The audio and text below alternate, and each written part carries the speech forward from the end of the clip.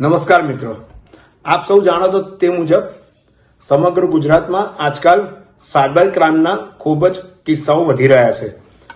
એટલે કે તમારી અનુમતિ વગર તમારા એકાઉન્ટમાંથી કોઈ પૈસા નીકળી જતા હોય છે, અથવા તો તમારા મોબાઈલ પર કોઈ લિંક આવે છે અને કહેવામાં આવે છે કે આ લિંક પર ક્લિક કરો, અને લિંક પર ક્લિક કરતા જ તમારા એકાઉન્ટમાંથી પૈસા જતા રહેશે.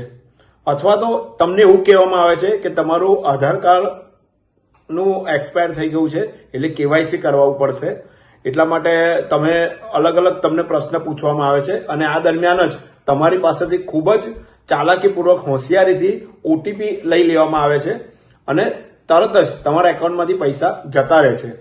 તો આ બધું કદાચ જો તમારી જોડે થયું હોય, અથવા તો તમારી આજુબાજુ તમારા કુટુંબમાં, તમારા પરિવારમાં, તમારા મિત્ર વર્તુળમાં આવું જ કંઈક થયું હોય તો તાત્કાલિક તમે સાયબર ક્રાઇમ હેલ્પલાઇન નંબર 1930 એટલે કે 1930 અથવા તો cybercrime.gov.in ઉપર ફરિયાદ કરો, અને જે તમારી જોડે બનાવ બન્યો છે એ અંગે આ લોકોને તમારે જાણકારી આપવી પડશે.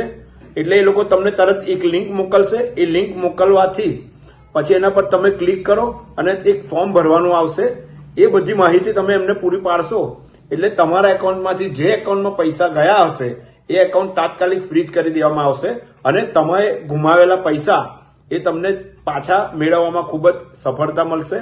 તો મહેરબાની કરીને આવું કદાચ તમારી આજુબાજુ, તમારી જોડે અથવા તો કોઈ પણ જગ્યાએ બન્યું હોય તો આ નંબર 1930 અથવા તો cybercrime.gov.in પર ફરિયાદ કરો અને આવી રીતના સાયબર ક્રાઇમથી થતા ગુના અટકાવો.